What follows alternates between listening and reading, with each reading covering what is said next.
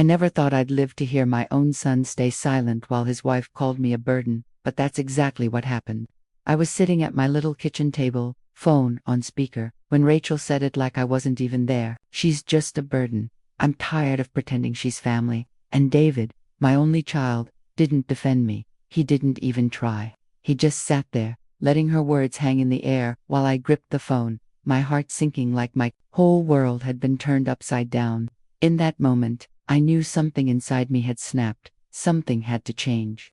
A month later, I sold the house without saying a word to anyone, and I didn't look back. My name is Jane Harris. I'm 64 years old, and the night I heard my son's family call me a burden, a piece of me broke in a way I can never explain. I was sitting at the same kitchen table in the house Frank and I bought when David was just a boy. The same house where I taught him how to flip pancakes, where he'd run in with tiny fists full of dandelions, smiling like I was his whole world. That night, I had bank papers spread out in front of me, worrying about whether I could afford to fix the broken water heater. My phone buzzed with a video call from David. I smiled as I picked up, hoping maybe they were checking in, maybe asking how I was holding up. Instead, I saw David looking worn out, with Rachel behind him folding laundry. And then Rachel, without even glancing at the camera, said the words that cut me open. I'm so tired of dealing with her. She always needs something. She's just a burden. I froze. My mouth went dry. I didn't breathe, afraid to even move in case she realized I could hear. David rubbed the back of his neck, the way he does when he's nervous, but he didn't defend me. He just looked down at the floor and muttered, I know, but she's my mom. Rachel shook out a tiny pair of Evans jeans and snapped back. Well, your mom is going to suck us dry if you don't grow a spine. They kept talking about me like I wasn't there, like I hadn't spent the past year helping them raise Evan, like I hadn't pulled money from my own savings to help with their mortgage when David lost his job. Their words felt colder than ice running down my neck, and for a second, I wondered if this was what a stroke felt like. My hand rested on the yellow folder in front of Mitha, one that held the deed to the house Frank and I had worked so hard for. Rachel had smiled at me before. She had thanked me for dinners, told me she appreciated my help. But in that moment, I realized she never meant it. Maybe David didn't either. Maybe I had been fooling myself all along, clinging to the hope they loved me the way I loved them. And then Rachel said itcome, as if she were talking about fixing a leaky faucet. If she can't pull her weight, we need to think about putting her in a place. A place. The word echoed in my ears like they were tossing me out, like I was an old suitcase that no longer fit in their lives. My throat closed. My hand shook so badly, I almost dropped the phone. And then, just like that, the call ended. I sat there in silence. Only the hum of the refrigerator and the clink of my spoon in the teacup filling the room. My chest was tight, but for the first time since Frank died, my mind was clear. They didn't want me. They didn't respect me. And I was done begging for love that wasn't there. I picked up the pen lying beside the bills and wrote one sentence on the back of an envelope. They won't see me coming. Then I pushed back my chair, opened the cabinet above the stove, and pulled down the old metal cash box Frank had kept. Inside was the last $1,000 we had saved for emergencies. I laid the bills neatly on the table, my hands steady now. I thought about calling Maggie to tell her what happened, but I didn't want pity. I didn't want anyone's sad voice telling me they were sorry. I wanted a plan, so I grabbed a clean sheet of paper and started making a list. Check my bank balance, find out how much the house was worth, figure out how fast I could sell it. It wasn't a long list, but for the first time in years, it felt like my list. My choice, my life. By the time I finished making my list, it was past midnight. I turned off the lights, carried the folder and the cash box into my bedroom, and set them on the dresser next to Frank's old watch. It was still sitting in the same little wooden tray where he'd left it. I lowered myself onto the bed, knees aching, and pressed my hand over my chest like I was trying to hold myself together. I knew the weeks ahead would be rough, and I knew David and Rachel would be furious if they found out what I was planning. But for the first time in years, I didn't feel weak or helpless. I felt awake, and I promised myself that no matter what it cost me, I would never sit and listen to my own son call me a burden again. The next morning, I woke up replaying every word Rachel had said, like a recording I couldn't turn off. I sat on the edge of the bed holding Frank's watch, feeling the weight of it press into my palm. That watch wasn't just metal and glass, it was years of our life together. I thought about how every corner of this house held some piece of us that no one else could ever really understand. Frank was never a man of big speeches, but he had a way of making me feel like I was the center of his world, even when we barely had enough money to get by. We bought this house when David was 12, right after Frank got a small promotion at the auto parts warehouse. It wasn't much, but it was ours.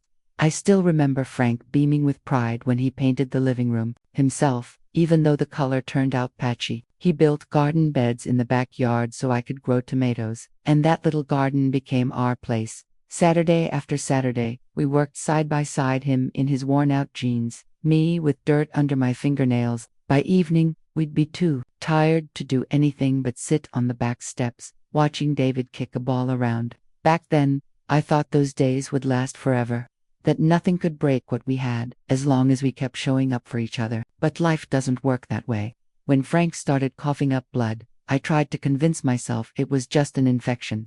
Deep down though, I knew we were about to lose more than his paycheck. When the doctor said lung cancer, Frank didn't cry or curse, he just nodded, like he'd already made peace with it. He told me he didn't want to spend his last days in a hospital, so I promised I'd keep him home. Those months nearly broke me, but they also showed me how deep love could run. I was the one who helped him bathe when he was too weak to stand, who stayed awake counting out his pills, who held his hand when he struggled to breathe, and the morning he slipped away in his recliner by the window, a piece of me went with him. At the funeral, David wrapped me in the tightest hug and whispered, "Don't worry, Mom, I'll take care of you." And I believed him. I really did. I didn't see how time, bills, and other people's voices would slowly chip away at that promise. I thought about all of this as I got dressed and wandered into the kitchen. My hands moved on their own, grinding coffee, pouring a cup, and setting it in front of Frank's empty recliner, just like I used to. It's a silly habit, I know, but it makes me feel like he's still here. While the coffee sat untouched, I opened the folder with the deed again and traced my finger over Frank's signature next to mine. I remembered how nervous I'd been the day we signed, how Frank made me practice my signature because he said, "We're doing something big, and we need to do it right." That memory hit me so hard my chest ached, and I had to sit down before my knees gave out. I thought about closing day, the way David had run from room to room shouting that he finally had his own bedroom, how Frank carried me over the threshold like we were newlyweds, even though we were already in our 30s. Back then, everything felt solid, permanent. Now all those memories live only in me, and I realized David and Rachel probably don't care about any of it. To them, this house is just property, something they'll inherit, sell, or rent. But to me, it's the last place where I still feel close to Frank. I wasn't ready to let it go, not completely. Still, after hearing them talk about me like I was nothing more than a bill they couldn't pay, I knew I couldn't keep pretending everything was fine. I pulled open the kitchen drawer and took out a photo of Frank in the backyard, holding up the first tomato he ever grew. He had the goofiest grin on his face, proud like he'd just uncovered a secret no one else knew. I stared at that picture, and for the first time in a long while, I felt a little spark inside me, something strong enough to push me forward. I sat there holding that picture of Frank for a long time, telling myself he would have understood why I was even thinking about selling. He used to say, "People show you who they are when times get tight." And I guess he was right. I set the photo down on the table and took a deep breath, but it didn't do much to steady me. Part of me wanted to grab the phone and call David, to ask him why he didn't stand up for me, why he let Rachel say those awful things right in front of him. But deep down, I already knew the answer. He was tired, worn out from Bill's work and the daily grind of trying to keep a marriage together. And blaming me was easier than facing the truth. That's when it hit me. Wasn't going to beg for their respect anymore. I owed myself better than that. I owed Frank better than that. I stood up and carried the folder into the living room, where Frank's old toolbox was still tucked away. I lifted the lid and found the envelope he had labeled house papers. Tucked inside was the little brass key to the safety deposit box we had rented almost 20 years ago. I curled my hand around that key, pressing it so tight into my palm that it dug into my skin. And right then, I told myself this was the beginning of something I should have done a long time ago. I was done waiting for other people to see my worth. I was going to protect what was left of my dignity, if it meant David would hate me for it. because in the end, I knew Frank would have told me to stand tall, and for the first time, I was ready to listen. Of course, once my mind was set, the memories came rushing back. I couldn't help but think about the year I spent living under David and Rachel's roof. A year I believed I was helping them, being part of their life, in a way that truly mattered. It all started one evening when David called, speaking quietly like he didn't want Rachel to hear. He told me they were drowning behind on the mortgage, daycare costs piling up, and bills they couldn't manage. He said if I moved in for a while, it would ease the pressure. He made it sound like I'd be saving them. Truth is, I didn't even need to think about it. I already knew I'd go, because I missed little Evan and thought maybe living with them would fill that hollow space Frank's death had left behind. The day I showed up with my suitcases and a box of kitchen things, Rachel opened the door with a smile that never reached her eyes. "It'll be so nice to have another pair of hands around the house," she said sweetly, then led me to the guest room. Only it wasn't really a guest room, it was a storage room they'd cleared, just enough to squeeze in an old twin bed. Boxers labeled Christmas and David's junk were stacked along the walls. I told myself it didn't matter. I wasn't there to take up space. I was there to help. At first, it almost felt normal. I cooked dinner most nights since Rachel worked late at the insurance office, and I picked Evan up from school so he didn't have to stay in aftercare. He was always so happy to see me. Sometimes, when I tucked him into bed, he'd wrap his little arms around my neck and whisper, "I'm glad you're here, Grandma." Those moments made the awkwardness worth it, at least in the beginning. But slowly, the cracks began to show. Rachel would come home and frown at the dinner I made, or complain that I folded the towels wrong, or say Evan was getting spoiled because I let him have dessert. I tried not to take it personally, but after a while, it felt like nothing I did was right. One night, as I was cleaning up after dinner, Rachel came into the kitchen with this tight little smile and said we needed to talk about expenses. Then, she handed me a spreadsheet she'd printed out, listing all the household bills and what she called my fair share. I just stood there, staring at it, biting my tongue. I wanted to tell her the only reason their mortgage wasn't already in foreclosure was because I'd quietly given David $5,000 when he thought they were going to lose the house. But I didn't. Instead, I nodded and said I'd pay what I could, even though it meant dipping into the little savings I had left. After that, the air in the house changed. Rachel started leaving sticky notes on the fridge, reminders to rinse dishes, turn off lights, little instructions like I was a teenager who needed supervision. Some mornings, I'd hear them arguing in their bedroom. Her voice was sharp, saying she was tired of always having someone underfoot.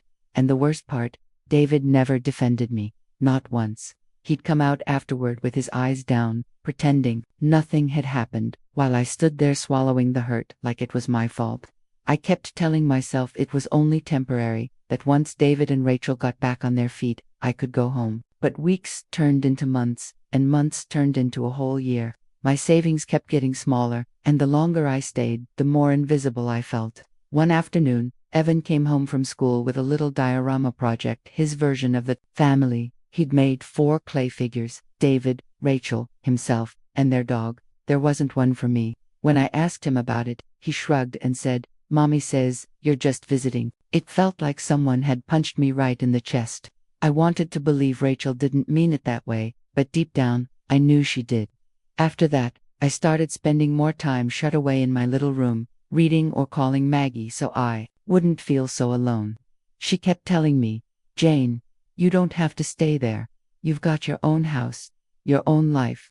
But I couldn't quite make myself leave. I kept hoping something would change, that David would look at me one day and remember all the nights I stayed up with him when he was sick, or all the years Frank and I worked ourselves to the bone so he could have a better life. But that day never came. Instead, the small humiliations kept piling up. Like the night Rachel accused me of taking $20 from her purse. I hadn't touched her money, but she stood there in the kitchen with her arms crossed, staring at me like she knew I was guilty. David didn't defend me. He just looked away. I went to my room, sat on that narrow twin bed, and clutched Frank's old watch until my hand ached. That was the night I finally understood. No matter how hard I tried, they were never going to see me as anything but an inconvenience. The next morning, I told them I was moving back home. Rachel looked relieved. David mumbled something about how they'd visit, but I knew they wouldn't. When I packed up and closed their door behind me, I felt this strange mix of shame and relief, so strong it made me dizzy. Now, sitting here in my own kitchen with the deed to this house in front of me, I can see how it all led to this moment. I gave them everything I had left to give, but it was never enough. Maybe it never would be.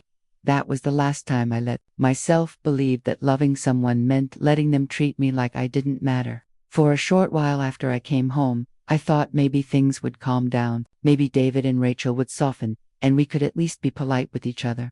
But that hope didn't last long. A few days later, David showed up with Evan to drop off a box of things I'd left behind, some books and an old pair of slippers. He didn't stay. He stood in the doorway holding that box like he wasn't sure if he should come in. When I asked if he wanted coffee, he said they were in a hurry. Evan gave me a quick hug, but it felt stiff, like he was afraid Rachel would be upset if he acted too happy to see me. After they left, I carried the box into the kitchen and set it on the table beside the folder with the deed. For the first time in months, I had my space back. I could breathe without worrying about Rachel's disapproval. But underneath that relief was something sour. I didn't want to name it because deep down, I knew I was never going to be part of their family again, the way I used to be. That week, I tried to put my life back in order. I cleaned out the fridge, paid bills, and sorted through the pile of mail that had built up while I was gone. Most of it was junk, but near the bottom, I found a glossy flyer from a real estate agent. It was addressed to Rachel Butt, with my address printed under her name. The flyer offered a free market analysis if she was thinking about selling. At first, I thought it was just a mistake. Maybe the mail carrier mixed things up. But then I read it again and again, until it sank in. Rachel must have put in some kind of inquiry about the house while I was still living with them. My hands started to shake. The flyer crumpled in my fist as something cold spread through my chest. All those times she complained about how expensive it was to keep the place, how much space I took up, how life would be easier if they had fewer responsibilities. All clicked. She wasn't just venting, she had been planning. She wanted me out. Maybe she thought if they convinced me I couldn't manage on my own, I'd just hand the house over. I wish I could say I felt furious right away, but mostly, I felt stupid. Stupid for not seeing it sooner. Stupid for trying so hard to prove I wasn't a burden when the truth was, they'd been ready to push me aside the second it was convenient. That night, I couldn't sleep. I kept thinking about Frank, how hard he worked so we'd always have something to hold on to, something to leave behind for David and maybe even for Evan one day. But I knew Frank never meant for the house to be used against me. He would have been sickened by the thought. Lying there in the dark, I started talking to him out loud for the first time since he passed. I told him I was sorry for letting it get this far, and I promised I'd take back control of my own life. The next morning, I called the bank to up the mortgage, just in case something had changed while I was gone. The woman on the phone was polite but curious, and when she confirmed the house was still fully paid off, and in my name only, something inside me shifted. That was the moment I decided I wasn't going to wait for David and Rachel to decide what happened to me or this house. I was going to decide for myself. Later that day, I made an appointment with a realtor. Not the one from Rachel's flyer, but Tom Ellis, a man who'd been in business here for decades. Frank always said Tom was the one realtor in town you could actually trust. When I called, Tom remembered Frank right away. He asked how I was doing, and for a second I almost poured everything out. But I stopped myself. I didn't want pity, and I didn't want anyone thinking I was making choices out of anger or desperation. I wanted Tom to see me as a woman making a clear, steady decision about her own future. We set a time for Thursday. When I hung up the phone, I felt something I hadn't felt in years, steady, solid, like my feet were finally under me again. The next couple of days, I walked through the house, deciding what to keep and what to let go. Some choices were easy: the extra dishes nobody used, the dusty exercise bike, boxes of paperwork that hadn't been touched in decades. Others were harder: the photos on the hallway wall, the quilt Frank's mother made us when we got married, the little wooden stool David used to brush his teeth on as a boy. I knew it would hurt to pack them, but I also knew I couldn't live forever in a house that felt more like a museum to a family that wasn't mine anymore. By the time the sun went down, I was sure I was going to sell, and I wasn't going to warn them, not because I wanted revenge, but because I deserved to start over somewhere I wasn't treated like a burden. The crumpled flyer Rachel had left became my reminder of why. That piece of paper was the last straw. and no matter how guilty David tried to make me feel later, I wasn't going to forget what it showed me, how little they valued me. When Thursday came, I cleaned the kitchen and straightened up the living room, not because Tom Ellis would care about a little dust, but because I wanted to prove to myself that this was still my house, and I still had the right to make decisions in it. Tom arrived around 10. He greeted me with the same warm, steady voice I remembered, and I was grateful he didn't treat me like a frail old woman or pry into my personal life. Instead, he walked through each room with a clipboard, asking a few simple questions about updates and listening when I told him I hadn't been able to change much since Frank passed. He didn't make me feel embarrassed about it, and that alone meant more than I could say. When we sat down at the kitchen table to talk numbers, I felt my stomach twist. Seeing in writing what this house might sell for made everything real. Tom explained that the market was strong and that I could probably get an offer within a month if I wanted to move quickly. I asked him about taxes and penalties, and he went over everything slowly and clearly, never pushing, never rushing, just giving me the facts. That night, I sat with the folder Tom left me and read every line until my eyes burned. I kept reminding myself this wasn't a rash choice, it was me protecting my future, the way Frank would have wanted. Still, a voice inside whispered, "What will David say if he finds out?" For a moment, I almost picked up the phone to give him one last chance to act like my son, but then I remembered the way he kept his eyes on the floor while Rachel accused me of stealing. He hadn't said a word in my defense. That memory was enough to harden my resolve. I realized I needed someone who truly cared about me. So I called Maggie. When she came over and saw the papers spread across the table, she didn't look shocked. She just sat down, gave me that steady look of hers, and said, "You're finally ready, aren't you?" I nodded, and the tears came before I could stop them. I told her everything about the flyer, about the little humiliations I'd swallowed for months. She never interrupted, just held my hand and listened. When I finally ran out of words, she said softly, "Jane, you don't owe them your life. You've given enough. You deserve peace." Hearing it spoken out loud loosened something inside me. For the first time in a long while, I didn't feel selfish or spiteful. I felt like a person who had the right to decide her own life. That the evening, I took the folder and the tiny brass key to the bank.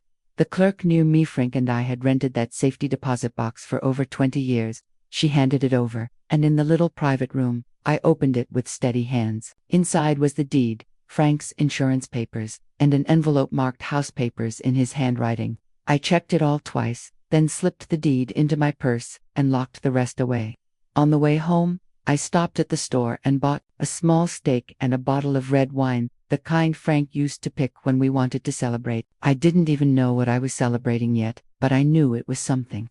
That night, I sat at the kitchen table, ate my dinner, and poured a glass of wine. For once, I didn't feel sorry for myself. I felt relieved. I was finally acting, not just waiting for other people to decide my life for me. Before bed, I signed the listing papers Tom had left and tucked them back into the folder, ready for morning. The next day, I called Tom and told him I was ready. He promised to bring a photographer next week.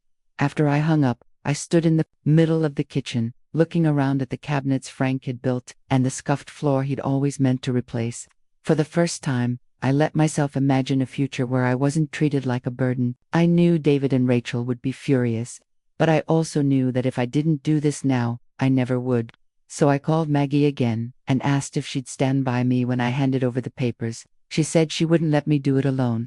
That night, I slept deeply for the first time since Frank died. No cold sweats, no restless pacing, just sleep. Because for the first time in years, I felt like my life was finally mine. The more I thought about everything, the clearer it became. I had let them take advantage of my kindness for far too long. That same day, I finally started packing. I didn't tell anyone except Maggie. I wanted to do this quietly, in my own way, without all the drama I knew David would stir up if he found out too soon. I began with the spare bedroom. It felt like the easiest place to start since most of it hadn't been touched since Frank passed away. There were old blankets, boxes of Christmas decorations, and bags of clothes I'd always said I'd sort someday. As I folded things into boxes, I found little reminders of the life Frank and I had built together. A set of dominoes we used to play on quiet evenings, a cracked frame with David's kindergarten photo, a bundle of letters Frank wrote to me, back when he worked nights, telling me how much he missed me. I sat down on the floor with those letters and read a few. The ache in my chest was almost unbearable, but then I reminded myself the love we had wasn't tied to this house. It lived inside me, that couldn't be boxed up or left behind. Once the spare room was cleared, I moved to the hallway closets. I made 3 piles: keep, donate, throw away. By the end, I had more boxes than I ever expected. That evening, I called Maggie and told her it felt like I was erasing my whole life. She said gently, "You're not erasing it. You're choosing what comes with you." I held on to those words. They were the only thing that made the process feel bearable. A few days later, Tom came by with a photographer to take pictures of the house. I stayed in the kitchen while they worked. Every click of the camera felt like another layer of certainty settling over me. Instead of feeling like I was losing something, it felt like I was finally reclaiming something I'd given away for too long, my say, in my own life. After they left, I called the donation center and arranged a pickup. I didn't tell David or Rachel. I knew they'd try to guilt me into changing my mind, and I wasn't going to let them. That week, I kept packing. Little by little, I gave myself time. Time to say goodbye to each room, to remember what it had meant to me before closing the door for the last time. One afternoon, I took the family photos down from the hallway: David's graduation, our wedding, baby pictures of Evan. I wrapped each one carefully in newspaper and put them in a box labeled Keep. That loosened something in me. I realized those memories were mine no matter where I lived. Most evenings, Maggie came over. Sometimes we barely spoke. She would sit at the table sorting things while I worked. Just knowing she was there made it easier to keep going. When we went through the kitchen drawers, I found the little recipe box Frank gave me on our first anniversary. It still had my mother's handwritten cards and my scribbled notes, but went straight into the keep pile. It didn't belong to the house. It belonged to me. The night before the official listing went live, I walked through every room one last time. I stood in the doorway of our old bedroom and thought about all the nights Frank and I had lain there, talking about the future, ever imagining I'd one day be here alone, closing this chapter of our life. Sadness washed over me, but relief came with it too, because I knew deep down I was finally doing the only thing that made sense. When I went to bed that night, I felt exhausted but steady. For the first time in years, I wasn't waiting for someone else to tell me what to do. The next morning, Tom called. The house was officially listed, and he already had a few inquiries. I thanked him and asked him to let me know as soon as there were serious offers. That day, I didn't pack. Instead, I sat in the kitchen with a notebook and began making a list, not of what I was leaving behind, but of what I wanted my new life to look like. A smaller place I could manage on my own, a few new routines, maybe even a class or a hobby I'd once pushed aside while caring for Frank. I wasn't completely ready to let go of this house. Maybe I never would be, but I realized I didn't need to feel completely ready. I just needed to feel ready enough. And for the first time in a very long time, that was more than enough. The morning they put the sold sign in front of the house, I sat at the kitchen table with a cup of coffee, staring at the list of things I still needed to pack. I'd been sleeping in the guest room for weeks. It hurt less than lying alone in the bedroom Frank and I once shared. Boxers were stacked high against the walls, now, like quiet reminders that the end was close. Tom had called the night before to tell me we already had an offer better than we'd expected. The buyers were serious and wanted to close quickly. No long negotiations, no waiting. When I hung up, I just sat there holding the phone, knowing the last thread tying me to this place was about to snap. Part of me thought about calling David, about telling him myself before he heard from someone else. But then I pictured the look on his face the night Rachel called me a burden, and I couldn't do it. I was done explaining myself to people who never really listened. Around 9, Tom's assistant pulled up with the sign. I didn't go outside to watch her hammer it in. I stayed in the kitchen, sorting through the last cabinet, pulling out chipped mugs and faded recipe clippings I hadn't looked at in years. When she knocked to hand me the paperwork, I thanked her and closed the door calmly, almost too calmly. I thought I'd feel regret when the sign went up. Instead, I just felt a dull sense of finality, like this was always the way it had to end. I didn't have to wait long for David and Rachel to find out. Less than 2 hours later, my phone started buzzing nonstop. First David, then Rachel, then David again. I didn't answer. I just set the phone face down on the table and kept packing. The calls turned into messages, questions at first, then demands. Mom, what's going on? Did you list the house? And from Rachel, You need to call us right now. This isn't fair to Evan. You can't just do this without telling us. I read them all in silence and put the phone aside. I knew exactly what they were trying to do, make me feel guilty, ashamed, scared enough to back down. But I was too tired for that. For once, I felt something steadier, the certainty that I had finally stopped letting other people decide what my life should look like. That afternoon, I heard a car door slam outside, and I knew without looking it was David. He didn't knock, he just pounded on the front door until I opened it. His face was flushed, his phone clutched in his hand like evidence. "Mom," he snapped, "what the hell is this?" I didn't answer right away. I just waited, hoping he'd calm down. But he didn't. He stepped inside, scanning the boxes stacked in the hallway. "You listed the house?" His voice cracked between anger and disbelief. Without even telling me, without a single conversation, I took a slow breath, keeping my voice even. "I did. I'm selling it.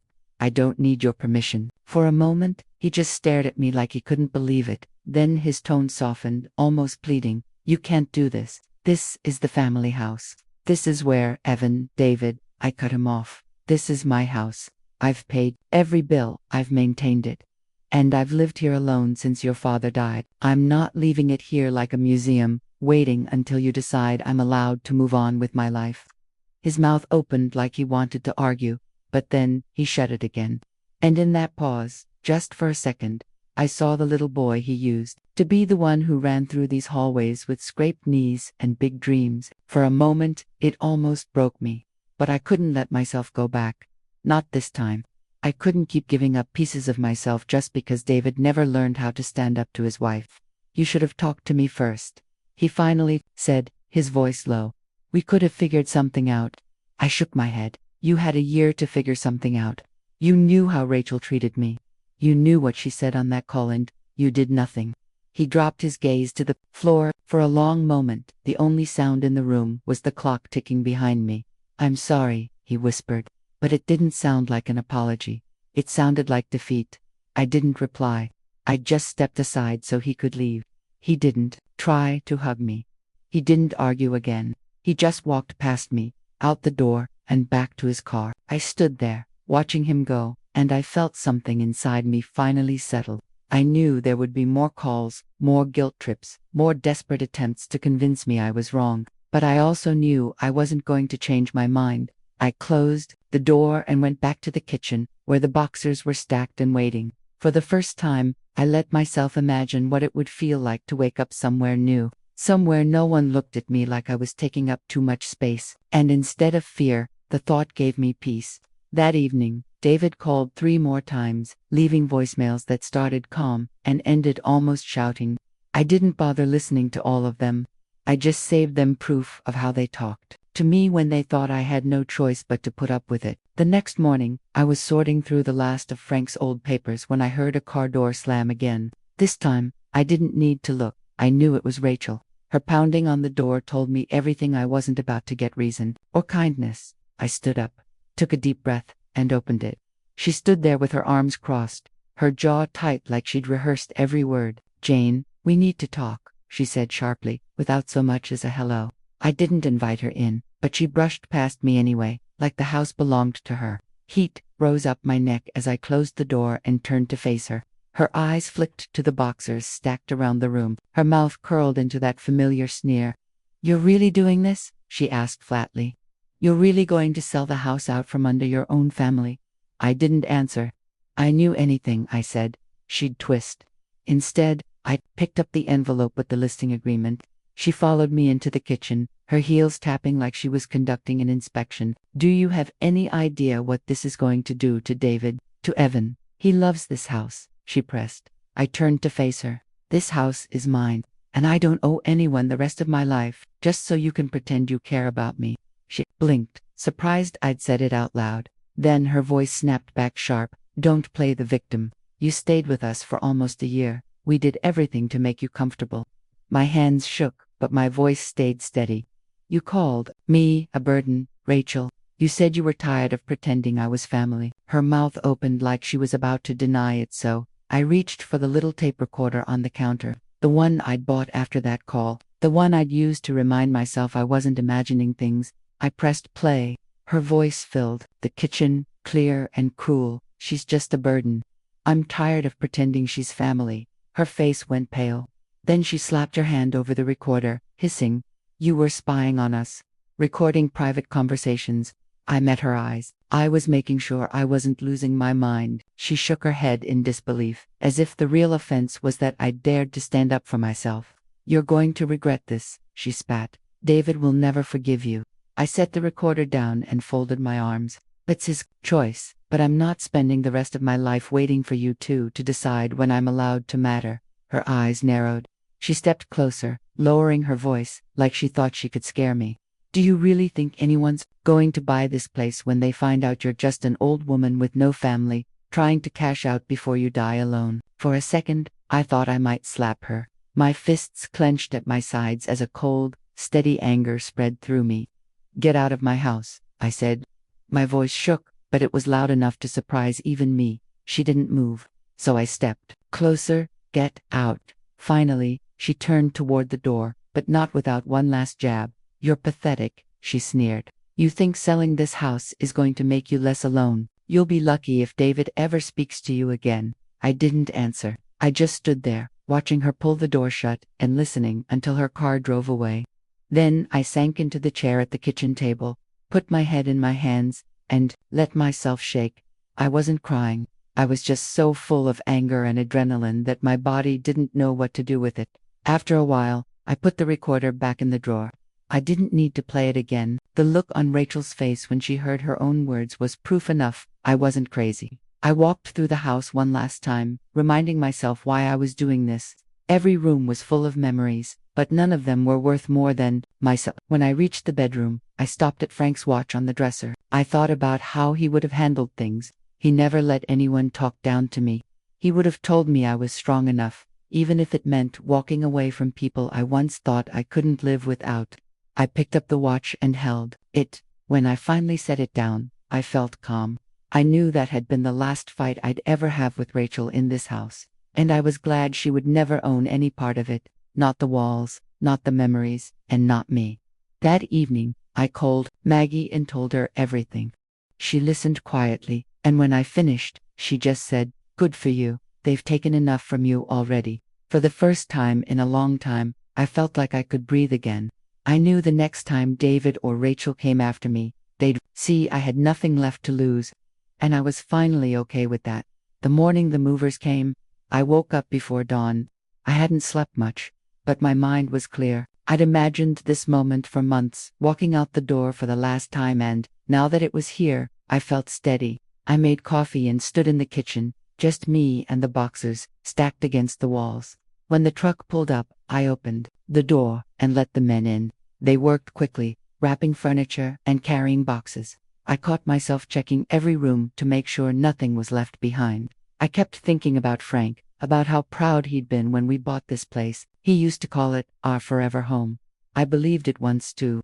But forever doesn't always turn out the way you think. When the living room was empty, I sat on the bottom stair. My body was tired, but not in a bad way. It felt like the kind of tired that comes when you've finally done what needed to be done. After the movers left, I walked through each room one last time. I started in the kitchen, remembering Frank reading the paper while I cooked. I touched the counters I'd used for 30 years, letting myself feel the weight of all the ordinary days spent there. It was okay to feel sad. Letting go didn't mean pretending I wouldn't miss it. I went to the dining room, the hallway where family photos once hung, and finally, the bedroom. The bed was gone. All that remained was Frank's watch on the dresser. I picked it up, felt its weight, and slipped it into my purse. That was the one thing I couldn't leave behind. In the closet, I'd left one hanger. For some reason, that small, empty thing broke me. I covered my mouth and cried quietly, not wanting to hear the sound echoing in the empty house. When I had no tears left, I wiped my face, closed the closet door, and walked downstairs. In the living room, I stood in silence, looking at the bare walls and empty floor. This was where I had built a life with Frank, raised David, cooked meals, and stayed awake worrying about everyone else. And now it was just a house again. My heart pounded hard, but I didn't fight the sadness. I let it come, because I knew this was simply the cost of loving deeply. When I finally felt ready, I walked to the front door and put my hand on the knob. I didn't look back because I knew if I did, I might lose my courage. I pulled the door shut behind me, locked it, and stood on the porch for a moment with my purse on my shoulder and the keys in my hand. They were the same keys Frank and I had used for decades, and now I wouldn't need them anymore. I held them tightly for a second before slipping them into my pocket, saving them for Tom, who I'd be meeting later to settle everything. As I walked to my car, a strange calm came over me. It wasn't exactly relief, but it was close. It felt like I had just done the hardest thing I'd ever had to do. And no matter what David or Rachel might say later, deep down I knew I had made the right choice. I climbed into the car and closed the door, but didn't start it right away. I just sat there with my hands on the wheel, breathing slowly until my heart stopped pounding. My mind drifted back to when Frank carried me over the threshold, to the birthdays, anniversaries, and even the quiet Tuesday nights we'd shared. Inside those walls, I knew I would never regret those memories, but I also knew I couldn't let them keep me tied to a life that no longer fit me. When I finally turned the key, I felt something inside me loosen. I pulled away from the curb, without looking back. For the first time in years, I felt like I wasn't just running away from something, I was heading toward something new. I didn't know what my life would look like now, but I knew it would be mine, and that was enough. The next morning, I woke up in my new apartment. The sun peeked through the blinds, and for a moment I didn't know what to do with myself. The movers had left my boxes neatly stacked along the walls, and standing in that little living room felt almost like I was visiting someone else's home. But then I reminded myself this was mine. Every corner of it belonged to me, and for once, nobody could tell me I was in the way. I made coffee in the small kitchen and sat by the window. It was quieter than I was used. No creaky floorboards, no heavy memories hanging in the air. A sharp pang of regret hit me, stinging my eyes, but then I thought about Rachel's angry face when I told her to leave, and David, standing in the doorway with nothing to say for himself. That was enough to remind me I hadn't made a mistake. I was done living by what other people expected of me. That morning, I unpacked the few things I had chosen to bring. I placed Frank's watch on my dresser, set the old wooden recipe box on the kitchen counter, and hung a few pictures in the hallway, the ones that still made me smile. The rest of the boxers stayed closed. I wasn't ready to face all those memories just yet.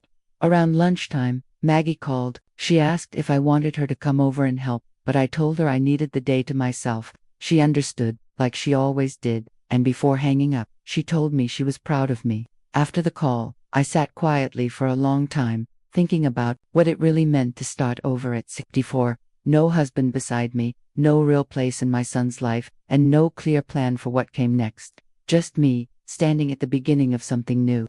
I won't lie, I was scared, but under all that fear, there was something steadier, almost like a quiet kind of freedom. That afternoon, I decided to take a little walk down the street to the grocery store. I'd noticed when I first came to see the apartment. I strolled slowly through the aisles, picking out just a few things for myself: eggs, bread, and a jar of strawberry jam I hadn't tasted in years. For once, I wasn't shopping for anyone else, just me. At the checkout, the cashier smiled and asked if I had just moved in. When I said yes, she welcomed me to the neighborhood, and the way she said it felt real, not just polite. It was such a small moment, but it made the tightness in my chest loosen a little. When I got home, I made a simple sandwich and ate it, by the window, watching strangers walk past. Nobody knew me here. Nobody expected me to play a role I didn't want anymore. I wasn't the widow who couldn't move on, or the mother who didn't know how to step back. Here, I was just a woman, starting fresh, free to decide what her life would look like now. As I unpacked more boxes later, I came across a framed picture of Frank proudly holding the first tomato he ever grew. I placed it on the little shelf above the TV, not because I wanted to stay stuck in the past, but because it reminded me that no matter how much I moved forward, a piece of my old life would always stay with me. The rest of the day, I kept putting things away, making the space feel more like mine. Every time I felt overwhelmed, I reminded myself I didn't have to get everything done in one day. This time, there was no one waiting to judge me if I went too slow. That night, I took a shower, put on the soft flannel pajamas I had saved for my first night here, made myself a cup of tea, and turned on the TV load, just enough sound to keep me company. Then my phone buzzed. David's name lit up on the screen. For a moment, I thought about ignoring it, but something inside told me I needed to hear what he had to say. His voice was quiet. He asked if I was okay, and I told him I was. After a long pause, he said he was sorry for how everything had turned out. He admitted he hadn't realized how bad things had gotten with Rachel, and that he wished he'd done more. For a second, the old part of me wanted to comfort him, to tell him it wasn't his fault, but I stopped myself. That wasn't my job anymore. Instead, I just thanked him for the apology. Before hanging up, he asked if Evan could come visit me sometime. I told him yes. I knew things between us would never be the same, but maybe we could build something more honest than what we'd had before. When I set the phone down, I felt a peace I hadn't felt in years. I had told the truth, and I had survived it. I finished my tea, turned off the lights, and walked through my little apartment. Crawling into bed that night, I didn't feel lonely. I felt like I was exactly where I was supposed to be. For the first time in a long time, I knew I didn't have to prove anything to anyone. I had earned the right to simply exist and to finally live for myself. So, tell me, do you think I did the right thing? That's today's story. If it touched you, leave a like and subscribe. And don't forget, share your own life lesson in the comments below.